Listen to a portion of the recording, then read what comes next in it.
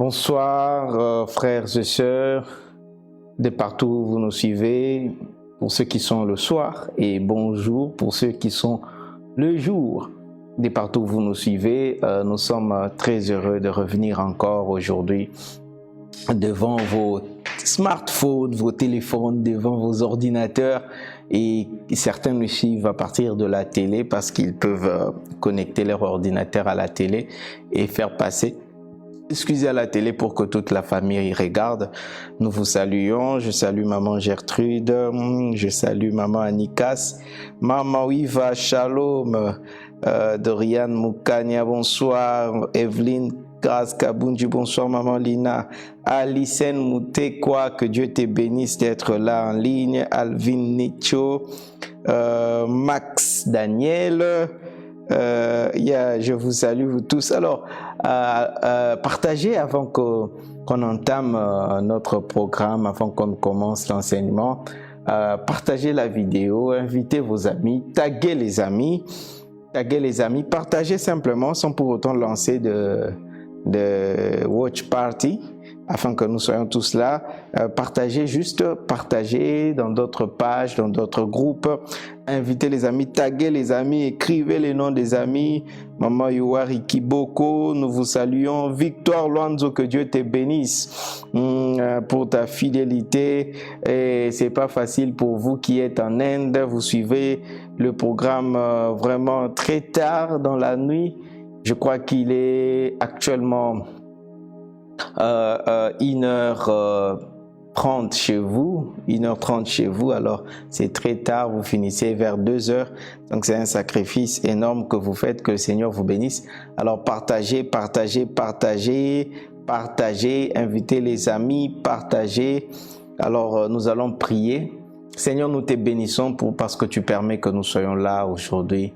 Merci pour ta grâce qui nous donne la vie et qui nous permet de poursuivre ce programme. Je dédie la journée et la soirée d'aujourd'hui entre tes mains. Parle-nous encore au travers des Écritures. Édifie chacun d'entre nous. Il est écrit, vous connaîtrez la vérité vous affranchira. Permets que cette vérité qui sera proclamée aujourd'hui délivre, affranchisse chacun d'entre nous. Au nom puissant de Jésus, Amen. Ok. Merci d'être là, merci d'inviter les amis, de partager. Je suis très content quand je vous vois actif, je vous vois active. L'enseignement est très important, comme le frère Victor le dit, c'est vraiment important et indispensable. L'enseignement est indispensable pour connaître la vérité. Vous ne pouvez pas connaître la vérité s'il n'y a pas l'enseignement. Vous ne pouvez pas connaître la parole de Dieu s'il n'y a pas enseignement. Alors, c'est au travers de l'enseignement que nous connaissons la vérité. Et nous avons commencé à parler, nous sommes dans notre série « Redéfinir » et nous sommes en train de redéfinir l'évangile. Et nous sommes au 5e point, nous sommes au 5e point en ce qui concerne l'évangile. Donc à la 5e leçon en ce qui concerne la redéfinition de l'évangile. Alors ceux qui nous rejoignent peut-être en retard, vous devez rentrer dans les leçons passées pour vous rattraper. Alors nous continuons, nous avons commencé à disloquer ou à expliquer la première composante de l'évangile qui est c'est que Jésus-Christ est. Nous sommes en train de parler de l'identité de Christ, nous sommes en train de parler de sa personne qui est la première, la première composante de l'évangile. Qui est Jésus? Et hier nous avons parlé de qui est Jésus pour le Père. Qui est-il pour le Père? Et nous avons défini ce qu'il était pour le Père hier. Alors en parlant de ça hier, nous avons dit que Jésus-Christ est l'image visible du Dieu invisible. C'est lui qui rend le Dieu invisible visible. Et alors pendant que nous avons parlé de ça, quelqu'un a posé la question, il a dit alors si Dieu est invisible, Dieu est esprit, on ne peut pas le voir, mais c'est par Jésus-Christ que nous voyons Dieu. Alors il me pose la question en disant et Moïse maintenant, quand la Bible dit que Moïse a vu le dos de Dieu, il a vu par derrière. Donc comme Dieu, on ne peut pas le voir. Ce que Moïse avait vu là, c'était Jésus-Christ. Ouais, effectivement, parce que la Bible dit, Moïse a fait cette prière, il a dit à Dieu, fais-moi voir ta gloire. Et Jean le déclare dans son évangile, il dit ceci, nous avons contemplé sa gloire comme la gloire du Fils de Dieu. Nous avons contemplé sa gloire. La gloire de qui? Il était en train de parler de Jésus-Christ. Il a dit, nous avons contemplé sa gloire. Donc Jésus-Christ est la gloire de Dieu. Jésus-Christ est la gloire de Dieu. Et Moïse avait prié disant à Dieu, fais-moi voir ta gloire. Et Dieu, mais Moïse n'a pas pu voir Dieu de face. Pourquoi? Parce qu'il était encore dans une autre dispensation. Mais nous les hommes, nous avons eu la grâce de voir Jésus parce que la grâce avait déjà commencé. Alors quelqu'un peut se poser la question, quand est-ce que la grâce commence? Est-ce que la grâce commence à la naissance de Jésus ou bien à sa mort? Oh, la grâce commence avec les ministères de Jean, parce que Jean est venu introduire, installer les protocoles pour que les hommes reçoivent Jésus, pour que les hommes voient le Christ. Quels sont ces protocoles-là? Faites-vous baptiser pour la rémission de vos péchés et vous recevrez les pardons. Donc, quand les gens se sont fait baptiser, c'était déjà l'inauguration de la nouvelle ère, du nouvel ère plutôt. Et puis quand Jésus-Christ est mort, il est ressuscité, il est apparu dans sa gloire. Et les hommes pouvaient le voir dans cette gloire-là. On pouvait les regarder et voir comment il rayonnait de gloire parce que les temps de la grâce étaient venus et l'homme pouvait voir la gloire de Dieu. La gloire de Dieu aujourd'hui est manifestée par Christ. Et actuellement, pendant que je suis en train de parler, Christ, le corps de Christ, c'est toi et moi. Donc, le monde doit contempler la gloire de Dieu par nous. Par nous, le monde doit contempler et voir la gloire de Dieu. L'Église représente aujourd'hui la gloire de Dieu. Alors, je veux maintenant prendre la leçon d'aujourd'hui. Quelle est la leçon d'aujourd'hui? Qui est Jésus pour tous les hommes? Hier, nous avons vu qui est-il pour les pères. Aujourd'hui, nous voyons qui il est pour tous les hommes. Qui est-il pour les hommes? Alors, pour tous les hommes, aujourd'hui nous parlons de tous les hommes. Premièrement, ce que vous devez savoir, c'est que après la chute de l'homme dans le jardin d'Éden, l'homme s'est séparé de Dieu. Il a été condamné et la mort est entrée. Il a fallu un plan de sauvetage, un plan de salut tel que nous l'avons expliqué dans le livre d'Apocalypse. Et nous avons dit comment est-ce que Dieu a exécuté ses plans avec l'ouverture de sceaux. Maintenant, l'homme étant séparé de Dieu, car tous ont péché et sont privés de la gloire de Dieu. Tous ont péché et sont privés de la gloire de Dieu. Comme tous les hommes avaient péché et qu'ils étaient privés de la gloire de Dieu, alors Dieu a voulu leur rendre sa gloire accessible à l'homme. Rendre sa gloire accessible à l'homme. Et comme Jésus-Christ est la gloire de Dieu, Jésus-Christ représente la gloire de Dieu. Jésus représente la gloire de Dieu. Il est l'image visible du Dieu invisible. C'est comme ça maintenant qu'il est venu pour que les hommes aient à nouveau accès à la gloire de Dieu. Alors, dans son rôle, dans son humanité, dans son identité d'homme, dans son identité de parole faite chair, il vient, il apparaît devant les hommes avec un certain nombre de caractéristiques ou d'identités. La première caractéristique, qui est-il pour tous les hommes? Pour tous les hommes, il est le sauveur. Jésus est le sauveur. Jésus, pour tous les hommes, il est le sauveur. La Bible déclare ceci. Jean 3, 16. Car Dieu a tant aimé le monde qu'il a donné son Fils unique, afin que quiconque croit en lui ne périsse point, mais qu'il ait la vie éternelle, qu'il ait la vie éternelle. Car Dieu a tant aimé le monde, on dit bien le monde. Ici, quand on parle du monde, on parle des hommes qui sont dans le monde et qui sont perdus. Dieu parle de ce monde qui est sous l'emprise du malin. Dieu parle de ce monde qui est écrasé par le mal. Le monde étant écrasé par le mal, Dieu a tant aimé le monde, les hommes et toute la nature. Parce que dans Romains, il déclare que même la créature soupire, la création tout entière soupire, vous voyez, et elle souffre. C'est pourquoi la Bible déclare que lorsqu'il reviendra, qu'est-ce qu'il va faire?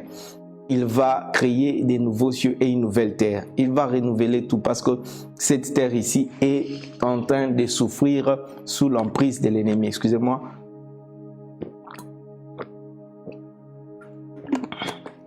Merci. Le monde est en train de souffrir sous l'emprise du malin et elle attendait la délivrance. Dieu a tant aimé et il est venu comme le sauveur pour délivrer le monde de cette oppression, pour délivrer le monde du pouvoir du malin. Il est venu comme le sauveur. 1 Corinthiens 15, 45.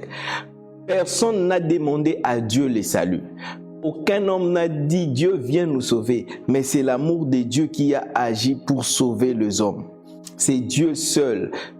C'est pourquoi Romains chapitre 5 verset 8, la Bible déclare: lorsque nous étions encore pécheurs, Christ est mort pour nous. Christ, c'est en ceci, la Bible dit, en ceci Dieu prouve son amour. On sait que lorsque nous étions encore pécheurs, Christ est mort pour nous. Donc personne, on était pécheurs, chacun suivait sa route et chacun n'est pensé à Dieu. Mais Dieu lui-même dans son amour, il a dit non, je ne peux pas laisser l'homme. Même si les péchés, la souffrance qu'il est, dans laquelle il est, c'est à cause de sa propre erreur. Mais moi, je viendrai pour le délivrer. Et dans son amour, il est venu. Nous étions encore pécheurs. Et il est venu nous sauver. 1 Corinthiens 15, 45. C'est pourquoi il est écrit, le premier homme, Adam, devint une âme vivante.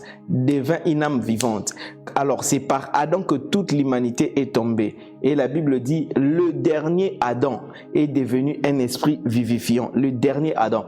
Pourquoi la Bible appelle Jésus le dernier Adam? C'est-à-dire, c'est le dernier qui est venu pour donner à Dieu une nouvelle race des hommes. Adam, le premier Adam a donné une race, mais c'était déjà sous la chute. C'est pourquoi tous ceux qui naissent d'Adam sont des pécheurs et tous ceux qui naissent du dernier Adam qui est le Christ, c'est une nouvelle race qui vient, une race qui est enfant de Dieu et il est venu créer une race nouvelle de tous les hommes. Tout celui qui vient en lui, qui croit en lui, il entre dans cette race de ces derniers Adam.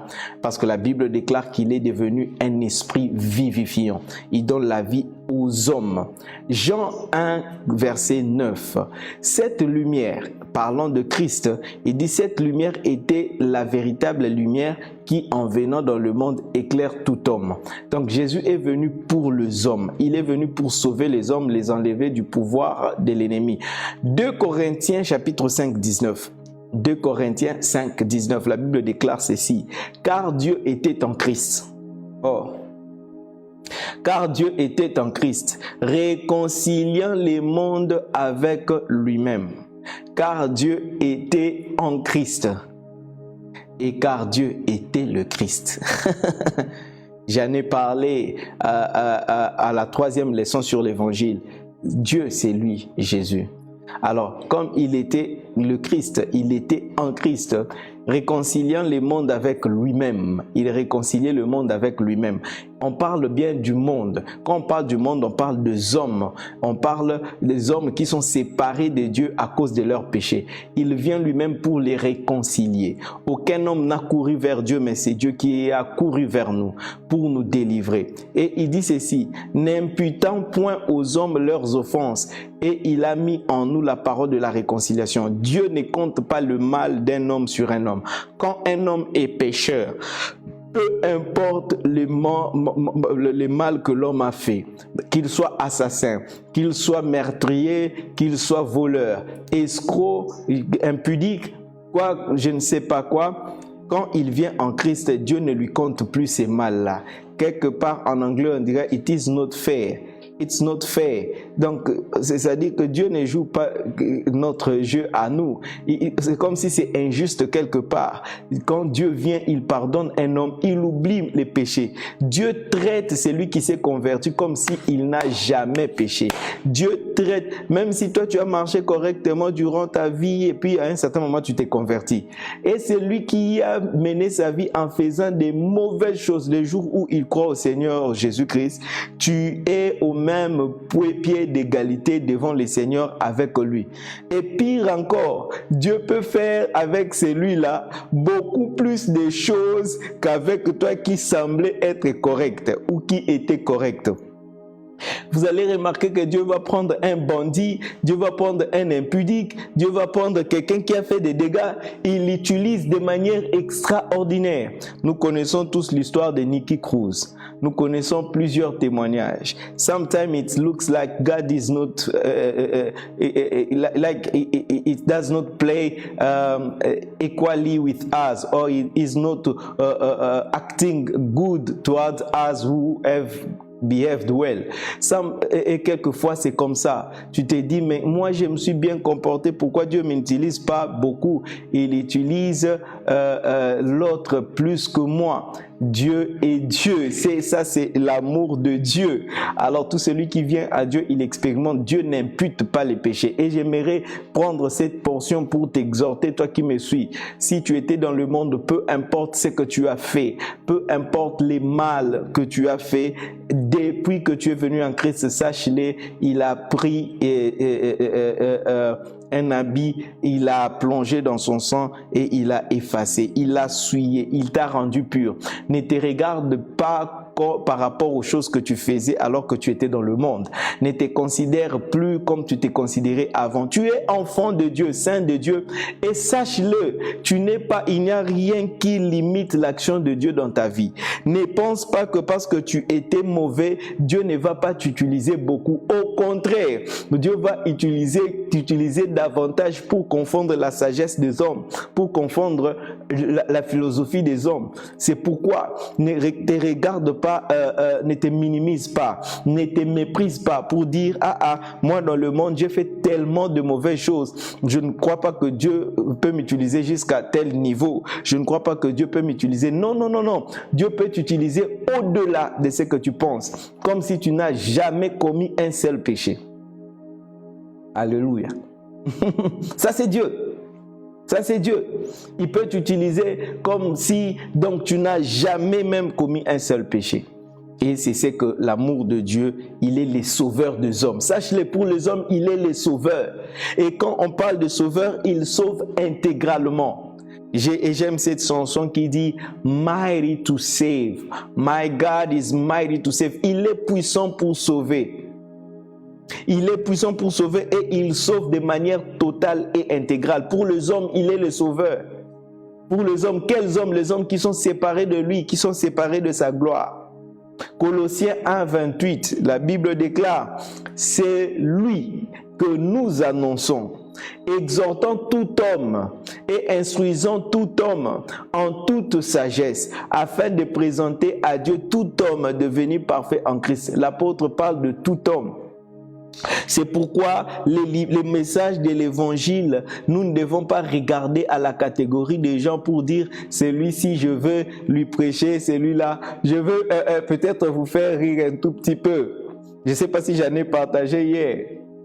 Oui, je crois que je l'avais partagé hier. On a donné une prophétie. On a donné une prophétie que Dieu va frapper telle personne. Mais s'ils se convertissent, Dieu ne va pas les frapper. Alors quelqu'un s'est dit non, cette fois-ci on préfère qu'ils ne se convertissent pas. Il ne veut pas qu'ils se convertissent. Il veut que ces gens-là subissent la frappe de Dieu. Ça c'est normal, c'est naturel pour nous les hommes. On veut que les méchants soient punis. On veut que les méchants soient frappés à cause de sa méchanceté. Mais Dieu est prêt à les recueillir. Dieu est prêt à les pardonner. Si seulement il se répand. Dieu retire même la mort qu'il avait prévue contre lui. Waouh. Wow, it's not fair. On dirait que ce n'est pas juste. Mais bon, c'est comme ça Dieu. C'est comme ça Dieu. C'est-à-dire, même si quelqu'un était dictateur dans un pays, il tue les hommes, il tue des hommes, s'il se tourne vers Dieu, Dieu va le pardonner et Dieu peut faire que cette personne ne subit pas les conséquences de ses péchés-là. Ah, it's not fair. Mais c'est Dieu. Même celui-là que vous connaissez, ou l'autre-là que vous connaissez, vous voulez qu'il subisse, qu'il meure. Mais s'il se tourne seulement aujourd'hui vers Dieu, Dieu va lui faire du bien. Dieu va le bénir. Dieu va... comme s'il n'avait pas fait tout ce qu'il a fait. Oh my God. C'est comme ça Jonas, merci pour cet exemple. Jonas à Ninive, il voulait que Dieu frappe ces peuples-là qui s'étaient détournés. Mais les peuples de Ninive se sont tournés vers Dieu et ils ont dit, Seigneur pardonne. Et Dieu les a pardonnés, Dieu a béni la ville. Et Jonas a dit, it's not fair. C'est pas juste. Non, c'est pas. Pourquoi Jonas voulait que ces gens-là soient frappés. Mais Dieu... Et je prie que Dieu nous donne son cœur à lui pour être des sauveurs du monde. Parce que la Bible déclare, comme je l'ai dit dans 2 Corinthiens 5, qu'il a mis en nous la parole de la réconciliation. Nous devons voir comme Dieu, agir comme Dieu. Il est le sauveur des hommes. Et aujourd'hui, il sauve les hommes par nous, au travers de nous. Deuxième chose. Qui est Jésus par rapport aux hommes? Pour les hommes, qui est-il? Il est la lumière des hommes. Il est la lumière du monde. Il est la lumière du monde. Il est leur lumière. Dieu est la lumière de tous les hommes. Il est venu dans le monde pour que les hommes soient éclairés par sa lumière. Jean 1, verset 9, la Bible déclare ceci. Cette lumière était la véritable lumière qui, en venant dans le monde, éclaire tout homme. Cette lumière était la véritable lumière qui, en venant dans le monde, éclaire tout homme. Jésus est venu non pas pour éclairer une partie des hommes. Jésus n'est pas venu pour éclairer le juif seulement. Jésus n'est pas venu pour éclairer le Congolais seulement. Jésus n'est pas venu pour éclairer les Américains. Jésus n'est pas venu mais il est venu pour éclairer tout homme. C'est pas seulement pour les Africains.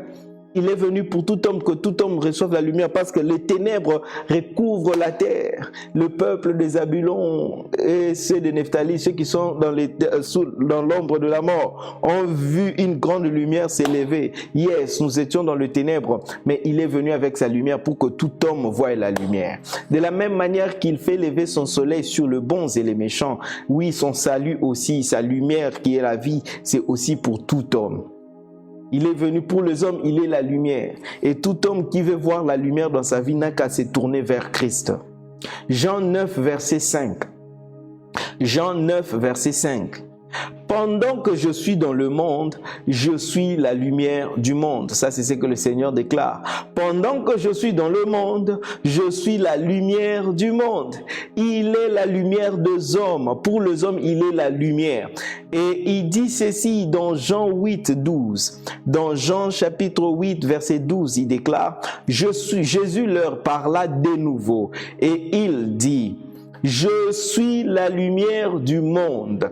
Je suis la lumière du monde. Il n'a pas dit je suis la lumière du Père. Il n'a pas dit je suis la lumière de mes disciples. Il n'a pas dit je suis la lumière de l'Église. Non, il est la lumière du monde. Ça, c'est son identité pour le monde. Il est la lumière du monde. Celui qui me suit ne marchera pas dans les ténèbres, mais il aura la lumière de la vie. Il aura la lumière de la vie. Il aura la lumière de la vie, parce que les hommes sont dans le ténèbre de la mort. Ils sont dans le ténèbre de la mort et il est la lumière des hommes. Matthieu 5, 14, lui-même Jésus déclare, vous maintenant mes disciples, vous l'Église, vous êtes la lumière du monde. Une ville située sur une montagne ne peut être cachée. Il dit, pendant que je suis dans le monde, je suis la lumière du monde. Et il est parti. Il a laissé maintenant le mandat de la lumière à l'Église. C'est l'Église maintenant qui porte le mandat de la lumière. C'est à nous maintenant d'éclairer le monde, parce que le monde a besoin de la lumière. Et Jésus est la lumière du monde. Il est venu dans le monde pour que tout homme soit t'éclairer par sa lumière. Et il est parti. Il nous a mandaté maintenant, nous qui sommes déjà sauvés, nous qui avons déjà suivi cette lumière. Nous sommes maintenant, nous, devenus la lumière du monde. Et nous ne pouvons pas être cachés. Il dit, une ville située sur une montagne ne peut être cachée. Nous devons trouver, chacun d'entre nous doit trouver la montagne sur laquelle il doit se placer pour que sa lumière luise. Il dit que votre lumière luise devant les hommes afin qu'ils voient vos œuvres et qu'ils glorifient votre Dieu. Que votre lumière luise devant les hommes. La pensée de Dieu, c'est pas que tu sois caché. Non, moi je veux pas des affaires. Oh, un enfant de Dieu, c'est pas quelqu'un qui dit je ne veux pas de problème. Un enfant de Dieu, c'est pas quelqu'un qui s'isole. L'isolement n'est pas divin. L'isolement n'est pas de Dieu. Un enfant de Dieu ne s'isole pas. Un enfant de Dieu, tu vas trouver un enfant de Dieu qui dit moi j'aime rester seul, je n'aime pas être avec les gens. Oh, tu as oublié ton identité. La lumière, ça ne se cache pas. Un jour, j'ai entendu un serviteur de Dieu qui dit, et puis il se bat la poitrine, il dit, est-ce que vous me voyez avec les autres serviteurs de Dieu? Parce qu'on ne l'invite pas dans les églises, il n'aime pas être avec les autres, il n'aime pas être... Il dit non, ça c'est ignorer que tu as une lumière que les autres, dont les autres doivent bénéficier. Un enfant de Dieu ne vit pas dans l'isolement. Quand vous voyez un homme ou un enfant de Dieu qui ne sait pas vivre en communion fraternelle avec la communauté des enfants de Dieu, un enfant de Dieu qui ne sait pas vivre en communion fraternelle, peu importe l'église des gens, peu importe là où il est, il ne sait pas vivre avec ceux-là qui ont reçu Jésus comme Seigneur et Sauveur, sans tenir compte de dénomination. Si tu ne sais pas vivre comme ça en communauté, c'est que tu n'as pas compris la lumière. Et tu ne peux pas aussi être là, enfant de Dieu ou serviteur de Dieu, en évitant les gens des autres dénominations. C'est que tu n'as pas compris. Parce que si, admettons que cette dénomination-là est dans le faux, et que toi tu es dans les vrais, ça veut dire que toi tu es lumière. En principe, tu dois maintenant aller vers eux pour que votre lumière luise devant eux. J'ai béni le Seigneur et je rends hommage à la vie de son saint serviteur, le pasteur l'apôtre Guy Netcham. J'ai vu cet homme-là aller prêcher à la paroisse catholique. Il est entré dans la paroisse catholique Saint-Pierre de Victoire. Et il a prêché à la messe. C'était ma première fois de voir un pasteur des églises de réveil être invité à l'église catholique et il est allé. Je me dis peut-être que d'autres pasteurs aussi, on les invite pour aller prêcher là-bas, ils n'y vont pas. Parce qu'ils disent que les catholiques sont dans le faux, ils ne vont pas. Non, si tu es lumière, tu dois aller.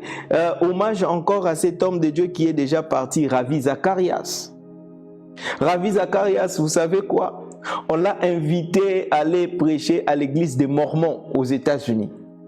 Le grand temple, leur base là-bas, l'église des Mormons, les saints des derniers jours. Tout le monde sait que ces gens-là sont une secte. Mais Ravi Zacharias est allé prêcher là-bas. Si vous tapez sur YouTube ou Google, vous pouvez voir ces services-là. Ravi Zacharias à l'église des Mormons. Vous allez voir, il a prêché et pendant que Ravi Zacharias était en train de prêcher Jésus, dans la salle, dans cette grande salle de l'église des Mormons, les gens étaient en train de pleurer. Il y a des gens les messages étaient tellement forts. Mais après cela, il a été rejeté par les autres frères. Il a été rejeté par plusieurs églises. On l'a traité de faux parce qu'il est allé prêcher dans l'église des Mormons. Waouh! Mais si nous sommes la lumière et qu'on t'invite là-bas, tu dois aller. Par exemple, peut-être que je suis ici, si on m'invite pour aller prêcher à la loge de Rose-Croix, j'irai prêcher. Si on m'invite à prêcher n'importe quelle dénomination, moi je ne tiens pas compte des dénominations. Quand je voyage, je prêche chez les baptistes, je prêche chez les méthodistes, je prêche chez les assemblées de Dieu, je prêche chez les indépendants, je prêche. Parce que moi, on m'invite là parce que j'apporte la lumière. Et ma lumière doit briller. Et toi qui me suis, tu dois être conscient de ça. Christ est la lumière du monde. Il est la lumière des hommes. Et il dit, vous ne pouvez pas cacher.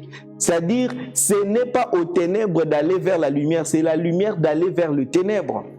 Ce n'est pas à eux, parce que toi tu as la vérité, ce n'est pas à eux de venir vers toi. C'est à toi d'aller vers eux. Et parce que quand tu seras avec eux, ils verront ta lumière. Et ta lumière va les impacter. Est-ce que quelqu'un me suit? Est-ce que quelqu'un me suit? Donnez-moi de cœur, donnez-moi de like, donnez-moi de cœur. Comme ça, je sais voir que vous êtes en train de me suivre. Donc, la lumière, nous devons briller. Alors, et aujourd'hui, puisque l'Église est encore là, c'est ce qui fait que le monde n'a pas encore atteint un certain niveau de ténèbres. Les jours où l'Église sera enlevée, les jours où nous serons partis, les niveaux de ténèbres qui vont recouvrir la terre, ça sera grave. C'est à ce moment-là que l'impie apparaîtra pour imposer la marque de la bête, pour imposer beaucoup de choses. Ces choses-là ne seront pas encore d'application pendant que l'Église est là. Pourquoi? Parce que l'Église est la lumière du monde. Et cette lumière empêche aux ténèbres du diable de dominer totalement. Les ténèbres ne parviennent pas à dominer complètement le monde parce que nous sommes encore là, la lumière du monde. La lumière du monde. Troisième identité. Qui est Jésus pour le monde? Qui est-il pour le monde? Il est le chemin. Il est le chemin. Jésus-Christ est le chemin. Jean 14, verset 6. Jean 14, verset 6. Jésus lui dit, « Je suis le chemin, la vérité et la vie. » Jésus lui dit, « Je suis le chemin, la vérité et la vie. Nul ne vient au Père par moi. Je suis le chemin. » Il est le chemin qui conduit vers le Père. Il conduit qui? Les hommes. C'est pour les hommes qu'il est le chemin. Pas pour nous qui sommes déjà sauvés, parce que nous sommes déjà passés par ce chemin-là et nous sommes déjà au Père. Nous sommes déjà au Père. Nous ne nous sommes plus au chemin. Nous sommes déjà au Père. C'est le monde maintenant qui doit trouver ce chemin et passer par ce chemin-là, le chemin de la croix. C'est pour le monde que Jésus est le chemin, la vérité, la vie. Il vient se placer là parce que les hommes et chacun était en train d'aller dans sa direction. Avant que Jésus ne vienne, les hommes avaient la liberté de suivre chacun sa façon, sa voie pour atteindre Dieu. Chacun faisait les choses qu'il voulait pour atteindre Dieu. Ce n'était pas obligatoire d'être juif, d'être descendant d'Israël pour atteindre Dieu. Non, non, non, non, non. Mais il y avait d'autres peuples qui étaient des contemporains des Juifs à cette époque-là. Il y avait des peuples qui n'étaient pas juifs, mais qui avaient aussi leurs moyens d'atteindre Dieu. C'est pourquoi il y avait des vrais prophètes dans d'autres nations. L'un d'entre eux, c'est Balaam. Il n'était pas juif. Il n'était pas de la descendance d'Israël, mais il était prophète de l'Éternel. Parce que Dieu avait donné à chaque homme sa voie de suivre pour chercher Dieu. Mais depuis que Christ est venu, il n'y a plus d'autre chemin.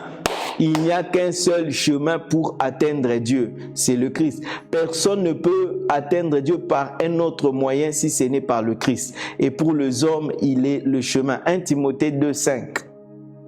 La Bible déclare, « Car il y a un seul Dieu et aussi un seul médiateur entre Dieu et les hommes, Jésus-Christ homme. » On précise Jésus-Christ homme. On précise Jésus-Christ homme. Depuis que Dieu, Jésus-Christ, est venu sur la terre comme homme, il a placé un seul et unique chemin qui conduit vers le Père. Et c'est Jésus-Christ homme. C'est Dieu homme qui est le chemin qui mène à Dieu, qui sauve les hommes. C'est par ces chemins-là. Il n'y en a pas deux, il n'y en a pas trois. Si quelqu'un vient te donner, non, quelqu'un peut être sauvé par une autre voie, par un autre moyen. Il n'en a pas. C'est pourquoi lorsqu'il reviendra prendre l'église et l'église partira, il n'y aura plus de moyen pour quiconque d'être sauvé. Parce que le moyen du salut, c'est par Jésus-Christ, les moyens du salut des hommes s'arrêtent le jour où il enlève l'église. C'est fini. Aucun homme après cela ne peut être sauvé parce que les chemins est supprimé. Il n'y a plus de chemin. Après l'enlèvement de l'église, il n'y aura plus de chemin pour aller au Père. Il n'y en aura plus. C'est pourquoi quand la Bible parle de l'enlèvement, après l'enlèvement, il n'y a plus une catégorie des hommes qui seraient sauvés par leurs œuvres ou par quoi que ce soit, non, ou par leur sacrifice. Ça n'existe pas dans la Bible. Alléluia. Je crois que j'ai expliqué cela. Vous allez rentrer dans les leçons concernant l'Apocalypse pour comprendre. Il n'y a qu'un seul médiateur, un seul intermédiaire entre Dieu et les hommes. Et Jésus-Christ, quand il est parti, c'est nous maintenant qui jouons ces rôles-là des médiums, ces rôles-là d'intermédiaires pour amener les hommes vers Christ et Christ les amène vers le Père. C'est toi maintenant qui es le chemin vers Christ. Christ est le chemin pour amener au Père. Mais nous sommes le chemin pour amener à Christ. C'est ton devoir d'être là. Sache que tu es le chemin par lequel les autres doivent aller à Christ. Et si tu te soustrais, les hommes vont se perdre. C'est toi qui as le chemin. C'est toi qui es la porte par laquelle les autres doivent passer pour atteindre Dieu. Hébreux chapitre 9 verset 15. Hébreux chapitre 9 verset 15. Vous devez savoir que tout ce que Christ est pour le monde, c'est nous qui jouons ces rôles-là en ces moments. Hébreux 9 verset 15. Et c'est pour cela qu'il est le médiateur d'une alliance, d'une nouvelle alliance, afin que la mort étant intervenue pour les rachats des transgressions commises sous la première alliance, ceux qui ont été appelés reçoivent l'héritage éternel qui leur a été promis. L'héritage éternel qui leur a été promis par le médiateur de la nouvelle alliance. Qui est ce médiateur? C'est Jésus-Christ. Il est le médiateur, il est le chemin. Le chemin. Si les hommes disent tout chemin mène à Rome, sachez qu'il n'y a qu'un seul chemin qui mène à Dieu, c'est Jésus-Christ. Si tout chemin mène à Rome, il n'y a qu'un seul chemin qui mène à Dieu et c'est Jésus-Christ, homme. C'est le seul, l'unique. Il n'y a pas, aujourd'hui il y a beaucoup de prophètes, faux prophètes, pourquoi je les appelle prophètes? Des faux prophètes qui sortent des charlatans, qui disent que nous sommes maintenant dans la dispensation, personne ne peut pas aller au salut si il ne croit à ce que moi j'ai dit. Ça c'est donner une place très importante. Très importante. Personne n'est intermédiaire. C'est Christ qui est tout en tous. Il est tout en tous. Comprenez? Il n'y a pas un seul homme, si tu n'entends pas ce que lui il prêche, tu ne seras pas sauvé. Non, il n'y en a pas. Et il y a le salut au nom de Jésus. Et tout homme qui a cru en Jésus est la voie de Dieu pour amener à Christ. Tel que tu me suis là, tu es la voie de Dieu pour amener les hommes à Christ. Tu es la voie de Dieu. Tu es le chemin de Dieu pour les saluts. Quatrième identité. Qui est Jésus pour le monde? Qui est-il? Il est la vérité. Alléluia. Il est la vérité. Pour les hommes, il est la vérité. Il est la vérité. Jésus-Christ est la vérité. Jean 17, 17, la Bible déclare ceci. Sanctifie-les par ta vérité. Ta parole est la vérité. Sanctifie-les par ta vérité. Ta parole est la vérité. C'est la parole de Dieu qui rend saint. C'est la vérité qui rend quelqu'un saint. Et quand quelqu'un devient saint, c'est-à-dire qu'il était assassin. Que dis-je?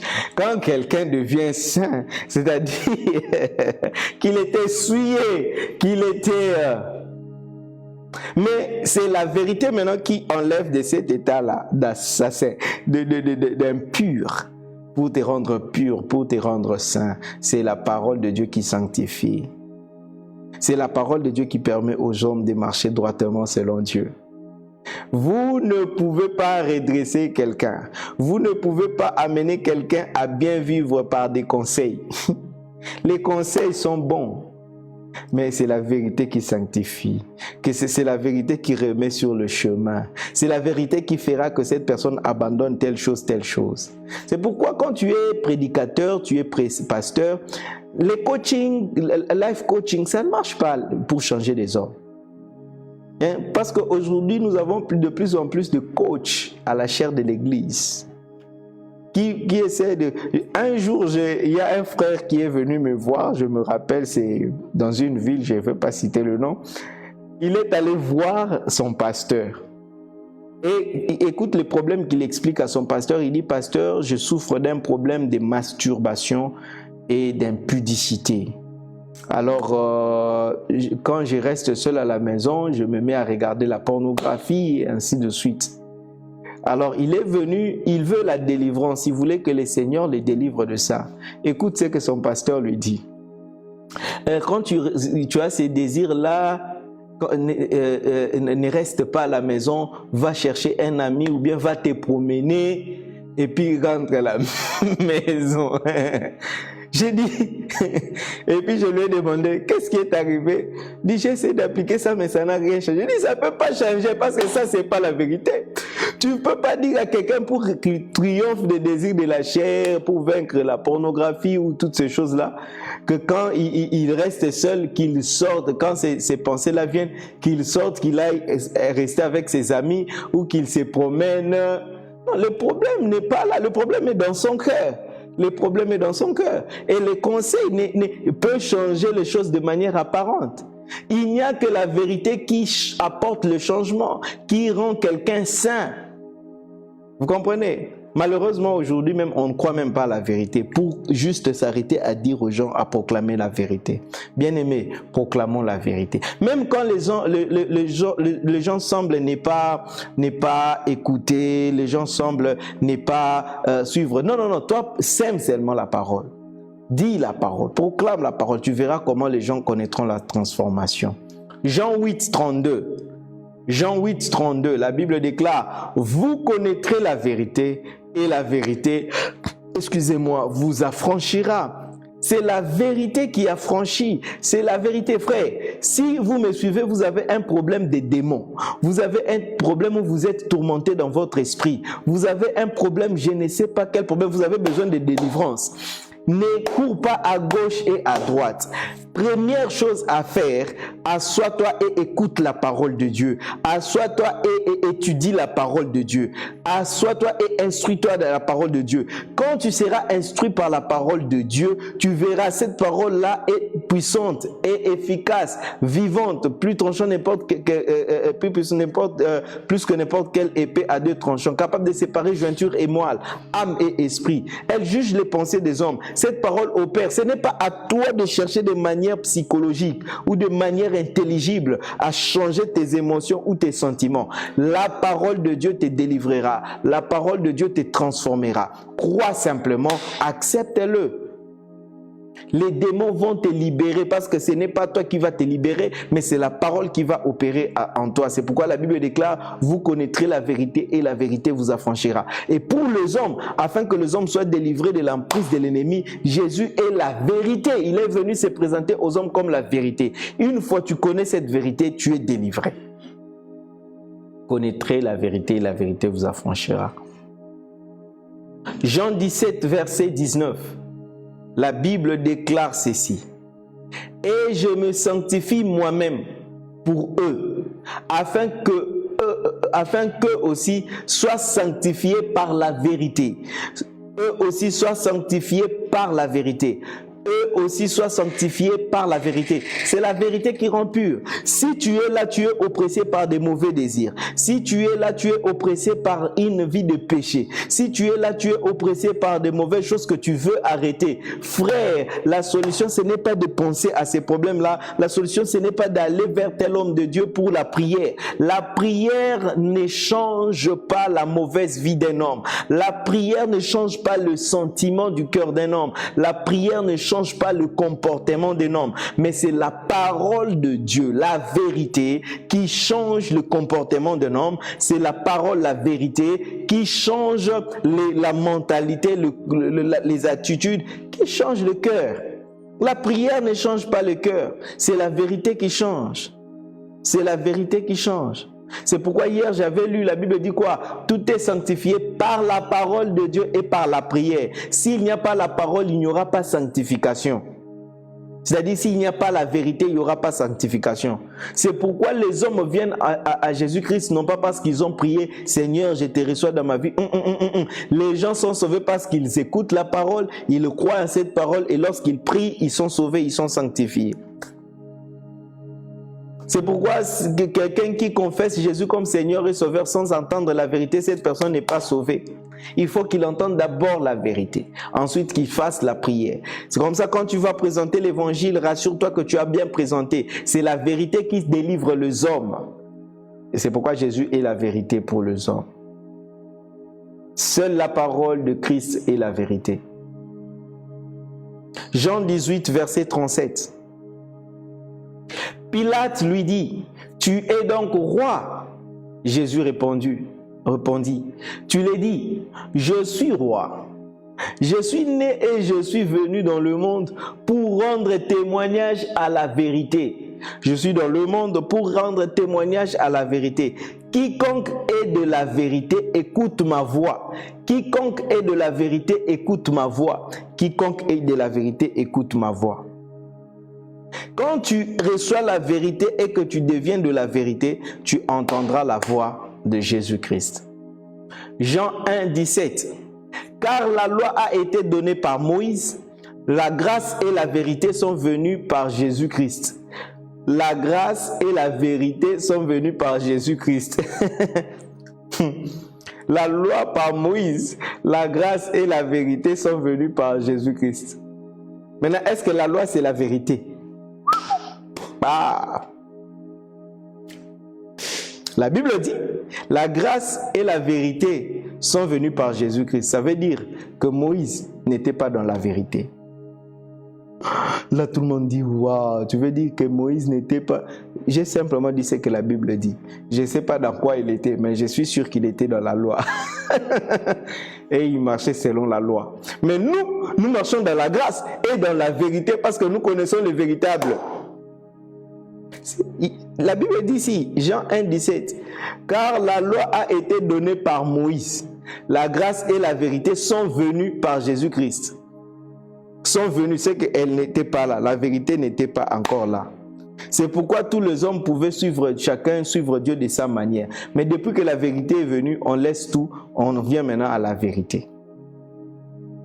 Alléluia. 2 Timothée 4, 3 à 4. Parfois, il y a des versets bibliques. Quand vous essayez de l'expliquer, ça crée bizarre. 2 Timothée 4, 3 à 4. N'allez pas au-delà. La Bible est claire. La vérité est venue par Jésus-Christ. Moïse était dans la loi. 2 Timothée 4, 3 à 4. Car il viendra un temps où les hommes ne supporteront pas la saine doctrine, mais ayant la démangeaison d'entendre des choses agréables.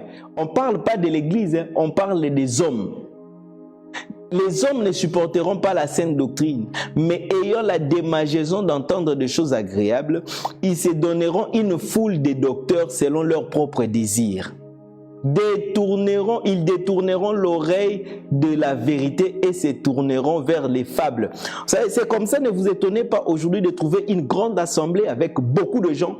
Vous suivez les prédications, vous suivez les enseignements qui sont donnés là, vous ne trouvez pas la sainte doctrine dedans. Mais vous ne comprenez pas aussi la foule continue à suivre. Oui, ce sont des choses qui étaient prévues dans le temps. C'est-à-dire les gens vont refuser la vérité et Jésus est la vérité.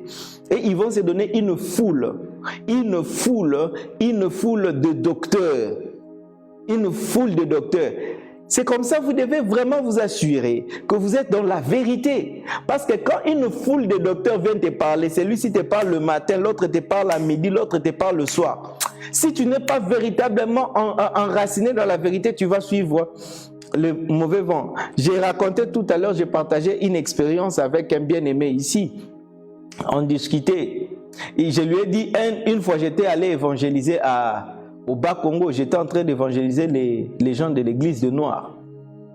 Et puis nous avons rencontré parmi les gens là, un homme qui était diacre dans une église de réveil. Il était diacre dans une grande église de la ville là. Mais il est devenu membre de l'église des Noirs. Il a abandonné la foi pour devenir adepte de l'église des Noirs. J'étais là. Ça, c'est lorsque tu ne fais suivre que la foule des docteurs qui ne prêchent pas la doctrine qui fait asseoir la vérité. Et quelqu'un comme ça peut se retrouver emporté par tout vent de doctrine. Je me mets dans sa position. Il a rencontré une première personne qui lui a parlé des choses des églises des Noirs et on l'a convaincu, il est parti. Frère, et dans ces temps ici, nous avons une foule de faux docteurs. Alors, c'est pourquoi nous avons ces programmes redéfinir. Nous sommes en train de rentrer dans les choses fondamentales de la parole de Dieu pour le voir avec les yeux de Dieu. Même si ça sonne bizarre aux oreilles, mais nous les acceptons parce que c'est sorti comme ça de la bouche de Dieu. 1 Timothée 3,15. Mais afin que tu saches, 1 Timothée 3,15, afin que tu saches, si je tarde, comment il faut se conduire dans la maison de Dieu, qui est l'église de Dieu, du Dieu vivant, la colonne et l'appui de la vérité. Nous, l'église, nous sommes la colonne et l'appui de la vérité. Tu dois être capable d'être la colonne et l'appui de la vérité. Tu dois être la colonne. J'aimerais que tu écrives en commentaire, je suis la colonne et l'appui de la vérité. C'est sur toi que Dieu s'appuie aujourd'hui pour que la vérité atteigne les hommes. J'aimerais que tu l'écrives en commentaire. Je suis la colonne et l'appui de la vérité, parce que c'est toi l'église de Christ. Écris, je suis la colonne, que cela soit ta confession de foi ce soir. Je suis la colonne et l'appui de la vérité. Je suis la colonne et l'appui de la vérité et je ne serai pas ébranlé dans le nom de Jésus. Cinquième, pour finir, pour aujourd'hui, qui est Jésus pour le monde? Il est la vie. Pour les hommes, Jésus est la vie. Jésus est la vie. Jésus est la vie. 1 Jean 5, 12. Les gens connaîtront la vérité par moi dans le nom de Jésus. Les hommes connaîtront la vérité. Je suis la colonne et l'appui de la vérité. 1 Jean 5, 12. La Bible déclare: celui qui a les fils a la vie. Celui qui n'a pas les fils de Dieu n'a pas la vie. Pour que les hommes aient la vie, ils doivent être en Christ. Ils doivent avoir le Fils. Ils doivent avoir le Fils. Il est Dieu, Jésus-Christ est la lumière. Il est la vie des hommes. Il est la vie. Jean 5, 21. Jean 5, 21, la Bible déclare ceci: car comme le Père ressuscite les morts et donne la vie, ainsi le Fils donne la vie à qui il veut. Il donne la vie à qui il veut. Le Fils donne la vie à qui il veut. Il donne la vie à qui il veut. Il donne la vie à qui il veut. Il donne la vie à qui il veut. Il donne la vie à qui il veut. Il est venu dans le monde pour que les hommes aient la vie. Et la vie en abondance. Le verset 26 de Jean 5. Jean 5, 26. Car comme le Père a la vie en lui-même, ainsi il a donné au Fils d'avoir la vie en lui-même. Et celui qui a le Fils a la vie. Et, oh my God, cette vie-là est maintenant en toi. Et tous ceux qui doivent te fréquenter, tu dois être capable de leur communiquer cette vie-là au travers de ta parole, de tes paroles, au travers de tes actions. Communique la vie de Christ qui est en toi parce que tu as le Fils, afin que les autres aussi, les hommes, reçoivent cette vie parce qu'il est la vie pour eux.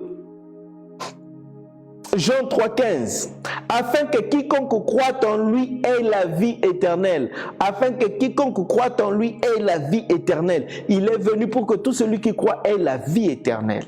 Et nous ne devons pas priver le monde de ces grands cadeaux qui est la vie. Jean 12,25, celui qui aime sa vie la perdra. Et celui qui ait sa vie dans ces mondes la conservera pour la vie éternelle. Pourquoi? Parce qu'il a la vie qui est Christ en lui. Cette vie du monde ici, on va la perdre. En fait, c'est la mort. La vie de ce monde est la mort. Mais la vie de Christ, c'est la vie. 1 Jean 2,25. La Bible déclare, et la promesse qu'il nous a faite, c'est la vie éternelle.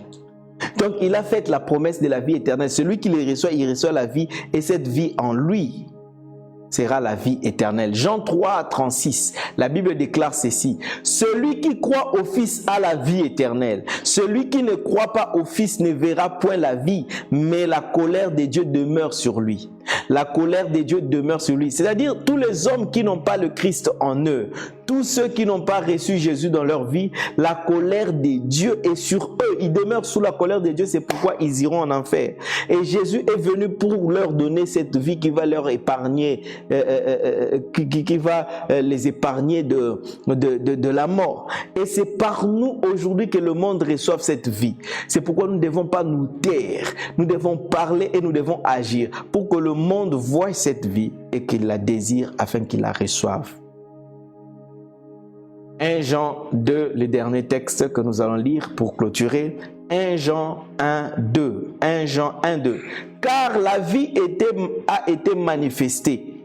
1 Jean 1, 2. 1 Jean 1, 2. Car la vie a été manifestée et nous l'avons vue. Et nous lui rendons témoignage. Et nous vous annonçons la vie éternelle qui était auprès du Père et qui nous a été manifestée. Vous voyez, les apôtres parlaient toujours, nous annonçons la vie. Toi aussi, tu dois annoncer la vie parce que Christ est la vie du monde. Il est la vie pour les hommes. Nous devons l'annoncer. Les apôtres ont annoncé. Alors ne laisse rien t'empêcher d'annoncer la vie. Annonçons la vie. Tel que je suis en train de vous prêcher comme ça, tel que je suis en train de vous enseigner, je suis en train d'annoncer la vie. Et pendant que je parle, je prie que cette vie qui est dans la parole que je proclame, cette vie qui est dans la parole que je déclare, soit votre partage au nom de Jésus. Que tous ceux qui étaient morts en vous reçoivent la vie ce soir. Que tous ceux qui avaient été affectés par la mort, je prie dans le nom de Jésus qu'ils reçoivent la vie. Parce que la parole de Dieu est esprit et vie. C'est cette parole qui sanctifie. Je prie que cette parole sanctifie ton âme, sanctifie ton esprit et sanctifie ton être tout entier. Que la vie de Dieu pénètre dans ton corps. Que la vie de Dieu pénètre dans tes nerfs. Que la vie de Dieu pénètre dans ton sang. Que la vie de Dieu pénètre dans tes organes. Que s'il y avait un organe qui était défectueux dans ton corps alors que je suis en train de parler, je déclare que la vie de Dieu entre au nom de Jésus. Que la vie de Dieu prenne place dans tes songes, que tu ne vois plus de choses mortes, que tu ne rêves plus de mauvaises choses, mais que la vie de Dieu se manifeste même dans tes songes, dans tes rêves. Je prie que la vie de Dieu se manifeste dans ton foyer. Je prie que la vie de Dieu se manifeste dans ton travail. Je prie que la vie de Dieu se manifeste dans toutes tes entreprises à cause de la vérité que tu as reçue au nom de Jésus. Alors que nous avons commencé les nouveaux la deuxième moitié de l'année, j'ai prié que tous ceux qui étaient morts à la première moitié de l'année ressuscitent dans le nom de Jésus. Parce qu'à cause de la vérité, vous connaîtrez la vérité vous affranchira. L'évangile de Jésus-Christ, je vous avais dit au départ, c'est la puissance de Dieu. C'est la puissance de Dieu. Et cet évangile, c'est ce que Jésus est, ce qu'il a fait et ce qu'il a enseigné. Et nous avons déjà évolué, nous sommes en train d'étudier ce qu'il est. qui est-il? Nous avons vu ce qu'il est pour le Père et nous avons vu aujourd'hui ce qu'il est pour les hommes. Mais alors que tu entends cette vérité qu'elle opère en toi, que la puissance de l'évangile opère déjà dans ta vie au nom de Jésus. Et demain, nous allons continuer pour parler de qui est-il pour les disciples. Prions. Seigneur, merci pour ce temps que tu nous as donné. Merci pour ces paroles prophétiques déclarées et qui prennent place dans la vie de chaque personne qui me suit maintenant et de ceux qui me suivront même après. Manifeste ta grâce et ta puissance et accorde-nous, Seigneur, la faveur de continuer ces programmes jusqu'au bout. Au nom de Jésus, nous avons prié. Amen. Merci de nous avoir suivis. Aujourd'hui, c'est jeudi. Demain, ce vendredi, nous avons notre nuit de miracles qui commence à minuit jusqu'à 4 heures du matin. Nous prenons le temps de prier le Seigneur, de chercher la face de Dieu. Et nous sommes dans cette série depuis 3 vendredis où nous parlons, je ne sais pas, 3 ou 4 vendredis, où nous sommes en train de parler de la bénédiction. Nous sommes en train de parler de la bénédiction. Le vendredi passé, nous avons parlé des retardateurs de la bénédiction. Demain, vendredi, nous allons parler des accélérateurs des bénédictions, des choses qui accélèrent la bénédiction. Donc, sois de la partie avec nous demain à partir de minuit, heure de Kinshasa. Pour suivre les enseignements sont dans notre chaîne YouTube, Turam Kasongo TV. Vous trouverez tous les enseignements sur l'Apocalypse, sur le fondement de la foi et plusieurs enseignements dedans. Suivez et ça vous bénira. Alors, nous avons notre site internet www.meicron.org que vous pouvez visiter pour voir ce que nous sommes et connaître un peu nos projets et nos programmes et notamment pour déposer votre offrande, votre don là à l'icône donnée où vous pouvez visiter notre profil sur PayPal, Meicron. Vous écrivez seulement Meicron sur PayPal, vous verrez Meicron apparaître, meicron.rdc@gmail.com et vous pouvez envoyer votre offrande anytime. Merci pour ceux qui nous bénissent, merci pour ceux qui nous soutiennent et nous continuons ce travail par votre soutien. Nous avons la connexion, nous avons l'électricité, nous avons tout ce qu'il faut parce que vous bénissez ce travail. Que Dieu vous bénisse.